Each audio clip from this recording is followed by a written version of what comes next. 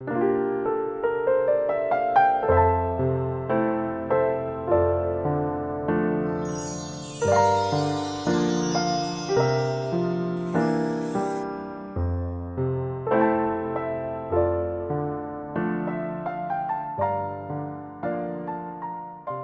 창세기 27장 1절에서 14절 말씀을 교독합니다. 이삭이 나이가 많아 눈이 어두워 잘 보지 못하더니 맏아들 에서를 불러 이르되 내 아들아 하매 그가 이르되 내가 여기 있나이다 하니 이삭이 이르되 내가 이제 늙어 어느 날 죽을는지 알지 못하니 그런즉 내 기구 곧 화살통과 활을 가지고 들에 가서 나를 위하여 사냥하여 내가 즐기는 별미를 만들어 내게로 가져와서 먹게 하여 내가 죽기 전에 내 마음껏 내게 축복하게 하라. 이삭이 그의 아들 에서에게 말할 때에 리브가가 들었더니 에서가 사냥하여 오려고 들로 나가매 리브가가 그의 아들 야곱에게 말하여 이르되 내 아버지가 내 형 에서에게 말씀하시는 것을 내가 들으니 이르시기를 나를 위하여 사냥하여 가져다가 별미를 만들어 내가 먹게 하여 죽기 전에 여호와 앞에서 내게 축복하게 하라 하셨으니 그런즉 내 아들아 내 말을 따라 내가 내게 명하는 대로 염소 떼에 가서 거기서 좋은 염소 새끼 2마리를 내게로 가져오면 내가 그것으로 내 아버지를 위하여 그가 즐기시는 별미를 만들리니 내가 그것을 내 아버지께 가져다가 드려서 그가 죽기 전에 내게 축복하게 위하여 잡수시게 하라. 야곱이 그 어머니 리브가에게 이르되 내 형 에서는 털이 많은 사람이요 나는 매끈매끈한 사람인즉 아버지께서 나를 만지실진데 내가 아버지의 눈에 속이는 자로 보일지라 복은 고사하고 저주를 받을까 하나이다. 어머니가 그에게 이르되 내 아들아 너의 저주는 내게로 돌리리니 내 말만 따르고 가서 가져오라. 그가 가서 끌어다가 어머니에게로 가져왔더니 그의 어머니가 그의 아버지가 즐기는 별미를 만들었더라. 아멘. 할렐루야. 하나님의 크신 은혜와 평강이 오늘도 변함없이 여러분 가운데 가득 넘치기를 주님의 이름으로 축원합니다. 오늘 말씀 1절은 이삭이 나이가 많아 눈이 어두워 잘 보지 못한다라고 하는 배경으로 시작이 되고 있습니다. 26장 말씀하고 27장에서의 간격이 어느 정도 좀 있다고 하는 거죠. 그럼 어느 정도 나이인가 좀 궁금해서 한번 제가 계산을 한번 해봤습니다. 이렇게 계산을 한번 해보니까요, 이삭이 한 130세 정도 나이 정도 되고요.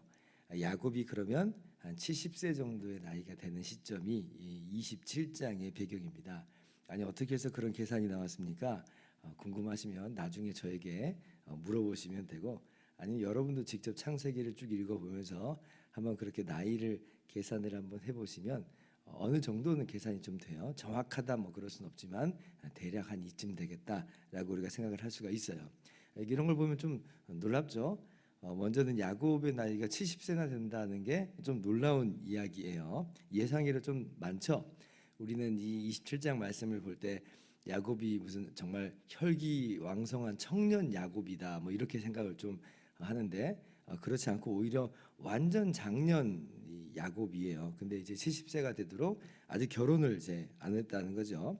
그리고 이제 이삭의 나이가 130세라서 이제 눈도 어둡고 또 언제 죽을지 이제 모른다. 이제 이해가 좀 돼요. 그런데 창세기 35장 29절을 보면 이삭은 실제 180세의 나이에 죽습니다. 그러니까 지금 오늘 27장 이후에도 50년이나 더 생존을 해요. 그런데 이제 언제 죽을지 모르니까 지금 축복을 하겠다는 거예요. 이런 거 보면 사람이 내일 일을 뭐 준비는 하지만 참 내일 일을 우리가 모른다.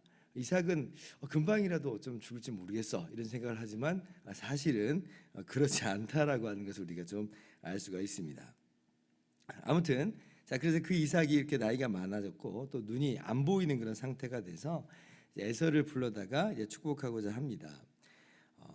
이후에 이제 전개되는 이야기를 보면 이렇게 야곱을 에서를 축복하는 것은 장자의 축복에 대한 그런 내용이다라고 하는 것을 우리가 알 수가 있게 되는데요. 근데 이제 여기서 이게 과연 올바른 모습인가라고 하는 그런 심각한 좀 질문이 우리에게 던져집니다. 문제점이 여기저기서 좀 많이 발견이 된다는 거죠.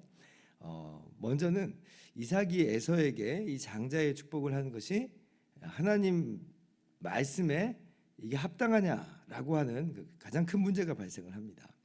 물론 에서가 이삭의 첫째 아들로 태어난 건 맞지만, 그러나 이 에서와 야곱이 리브가의 복중에 있을 때에 이미 하나님께서 리브가에게 말씀을 해주셨어요. 큰 자가 어린 자를 섬기리라 이렇게 말씀하셨거든요.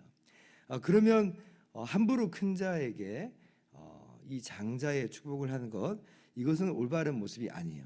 리브가가 아마 분명히 그런 이야기를 이삭에게 전달을 했겠잖아요.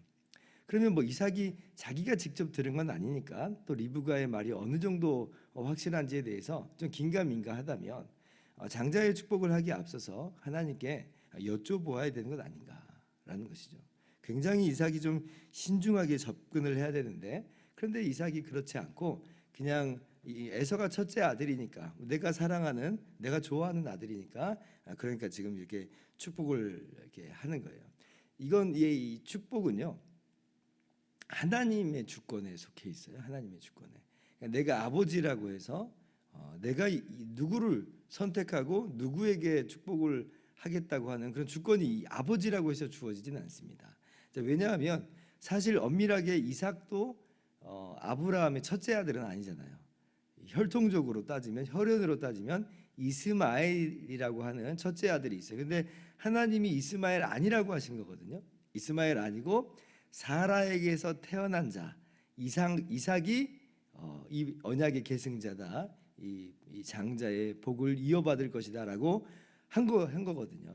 그럼 이삭 자신도 정작 이것이 이제 아버지라고 하는 사람에 의해서라기보다는 하나님의 주권에 의해서 이 복을 받아 누리는 것임을 안다면 너무 성급하게, 너무 쉽게 오늘 접근을 하고 있다. 하나님께 여쭤봐야 된다라고 하는 거예요. 뿐만 아니라 이제 어떤 문제가 또 있냐면, 에서와 야곱 외의 그 당사자들끼리의 어떤 그런 즉흥적인 구두 거래이긴 하지만 거래가 있었잖아요. 에서가 야곱에게 팥죽 한 그릇으로 장자의 명분을 팔았거든요. 그러면 지금 장자의 명분은 누구에게 있는 거냐면 야곱에게 있어요. 야곱에게. 뭐 그 이야기가 이삭의 귀에 들어갔는지 안 들어갔는지는 잘 모르겠습니다만은, 그래서 이것 때문에라도 일단 이 축복은 보류를 해야 되는 거예요. 내가 에서가 첫째 아들이니까 축복을 해. 이래서는 안 되는 거죠. 왜냐하면 이미 장자의 명분이 없는데 무슨 권리로 장자의 복을 요구할 수 있겠어요? 얻을 수 있겠어요? 그렇게 하면 안 된다는 거죠. 그래서 이삭의 지금 눈이 어두워졌다, 이삭이 눈이 지금 안 보이는 상태가 됐다라고 하는 것은, 이것이 물론 지금 실제 이삭의 눈이 안 보이게 되는 상황이기도 합니다만은, 또 한편으로는 이삭에게 있어서 이러한 영적 분별력이 굉장히 흐려져 있다라고 하는 것을 우리가 볼 수가 있어요. 그렇다고 해서 뭐 이삭이 타락을 했다든지 완전 뭐 어긋나게 나갔다든지 그런 건 아닙니다. 하나님께서 아브라함의 하나님, 이삭의 하나님, 야곱의 하나님으로 불려지는 것을 볼 때에 이삭은 믿음의 조상으로서, 언약의 계승자로서 확고한 위치를 갖고 있어요. 그러니까 함부로 또 우리가 이삭을 그래가지고 이삭은 타락해 버렸어, 엉망진창이 돼 버렸어, 이렇게 정죄하듯이 접근을 하면 안 되는 거예요. 그러나 분명한 건 뭐냐면, 오늘 이삭이 영적 분별력이 없이 행동하는 것은 확실한 거죠. 분명한 거예요. 그리고 모든 문제가 바로 여기에서부터 출발을 한 것입니다. 자, 그러면 이삭만의 지금 문제인 것이냐라고 할 때에 그렇지 않고, 또 리브가 역시도 지금 이 사건에 있어서 상당히 올바르지 못한 행동을 지금 보이고 있는 것을 우리가 볼 수가 있어요. 지금 이제 이삭이 에서를 축복한다고 하니까 그걸 이제 듣고 아마 그 옆에 있었을지도 모르고, 아니면 뭐 이렇게 다른 곳에 있다가 우연찮게 들었을지도 모르고, 뭐 어떻게 들었는지 모르지만 리브가가 그 소식을 들었을 때에 이제 리브가는 에서가 아니라 야곱으로 하여금 축복을 받게 하는 거예요. 근데 이제 그 방법이라고 하는 게 뭐냐면, 야곱을 마치 에서처럼 꾸며가지고 들여보내겠다는 겁니다. 그래서 안 못 보는 이삭이 야곱을 축복을 할 수 있도록 이제 그렇게 한다는 거예요. 그런데 이것이 과연 합당한 모습이냐라고 하는 것이죠. 지금 이 복을 받게 하는 과정 속에서 리브가의 역할은 정말 너무 중요한 역할이었어요. 너무 중요한 역할. 마치 이 아브라함의 아내인 이 사라가 언약에 있어서 가장 중요한 역할을 감당했던 것처럼 언약이 지금 이어지는 것에 있어서 리브가도 굉장히 중요한 역할을 하고 있어요. 그래서 여성의 위치가 정말 너무나 중요해요. 그런데 이 여성의 위치는 이런 식으로 행동하라고 한 게 아니에요. 오히려 리브가는 돕는 배필로서 지금 어떻게 접근을 하는 게 올바른 모습이었느냐면, 리브가는 분명히 큰 자가 작은 자를 섬기리라라고 한 것을 알고 있잖아요. 그러면 이삭에게 그 이야기를 들었으면, 옆에 있었든지 아니면 이삭이 에서에게 하는 얘기를 우연찮게 들었든지 간에 이삭에게 갔어야죠.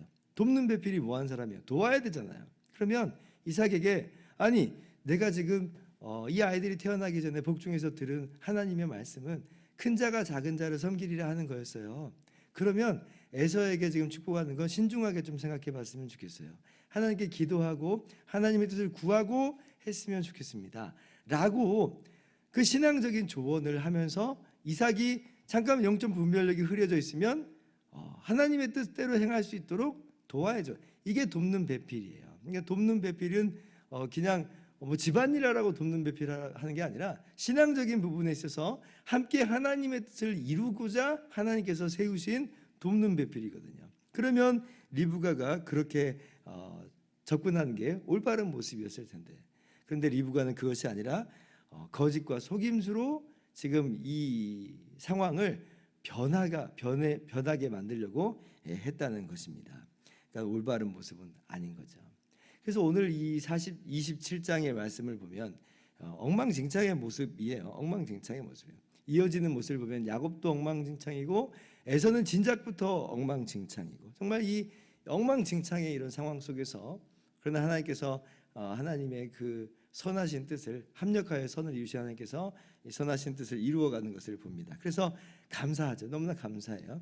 그러나 그렇다고 해서 이삭과 리브가의 오늘 이 모습이 정당화될 수 있는 것은 아니다라고 하는 것이죠. 우리 모습을 한번 돌아봤으면 좋겠어요. 이게 뭐 이삭의 이야기와 또 리브가의 이야기만은 아니겠잖아요. 바로 우리들의 또 이야기이기도 합니다. 그러면 우리는 과연 우리의 영적 분별력이 얼마나 예민하고 민감하게 하나님의 뜻에 잘 맞춰져 있는가 한번 돌아봤으면 좋겠어요. 우리의 선택과 우리의 판단이 성경 말씀의 기준에서, 하나님의 말씀의 기준에서 올바른 분별과 판단으로 지금 행하고 있느냐, 아니면 그럼 나의 인간적인 생각과 나의 인간적인 감정 안에서 이 모든 것을 그냥 행하고 있는 것은 아닌가 항상 돌아보면서 우리의 눈이 얼마나 가려져 있는지, 우리의 눈이 얼마나 지금 밝아 있는지를 한번 따져보았으면 좋겠어요. 그래서 오늘 말씀 우리 삶 가운데 적용하는 것은 영적인 분별력을 우리가 분명하게 회복하는 것이 올바르다. 항상 주의 말씀을 묵상하고 주님의 말씀을 가까이 하는 것으로 인해서 하나님께서 말씀하신 뜻대로 우리가 행하기를 우리가 그렇게 다짐하면서 분별하면서